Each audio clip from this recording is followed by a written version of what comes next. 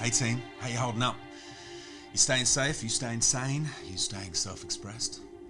I don't know where you are on this roller coaster, whether you're confused or conflicted, compromised or contradicted, whether you're cool, calm or even kicking ass.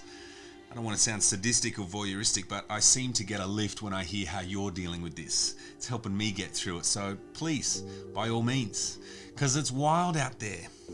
And it's wild in here. You know, I woke up a few days ago with a strange kind of sadness. It was the day we learned that we're flattening the curve, that we're winning the war, that we're succeeding in our quest to suppress this virus. And if I'm honest, I had this strange sense of loss. It was like, is that it? My social feeds were lighting up with conversations about returning to normal, about getting back to the way things were, that the crisis was over and now we can crack on. And I'm not quite sure how to put this without offending someone, but I don't really want to go back to the way things were. Sure, it'd be nice to get a few high fives in. Lord knows I could do with a session at the gym, and my God, it would be incredible to gather in a large group again. But there was a bunch of stuff about the old world that never really worked for me, and to be honest, it didn't seem to work for a lot of you either.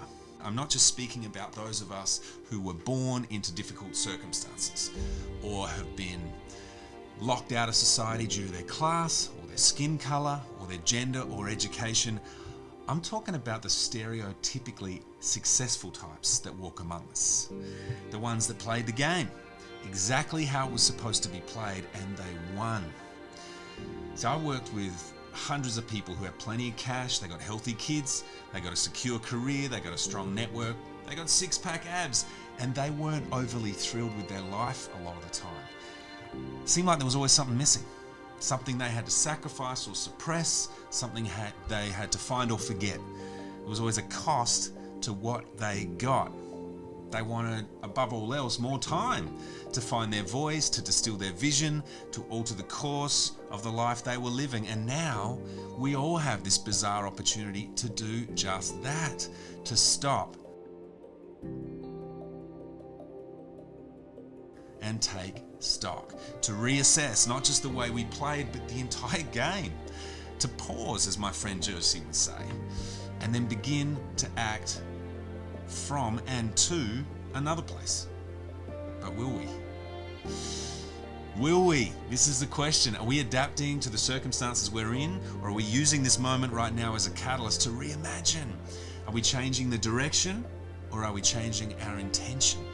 Are we retrofitting yesterday onto tomorrow, or are we okay right now with not knowing, or starting again, or letting go of our expectations?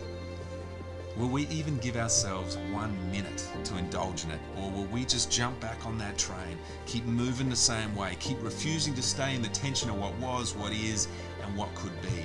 Will we keep resisting the idea that you and me could actually be the ones that lead? That you and me could be the ones that embody a new way of being with ourselves, with each other, with our work, with our culture, with what we value and how we measure, with how we define what matters. Now, I don't think we have to have all this worked out by close of business today. And even if we did, clearly we wouldn't, at least not in a meaningful way.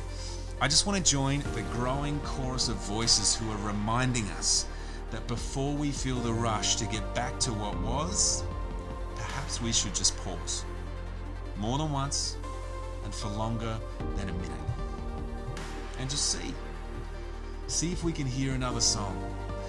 See if we can hear something we've been wanting to sing all along. I'll see you next week, team.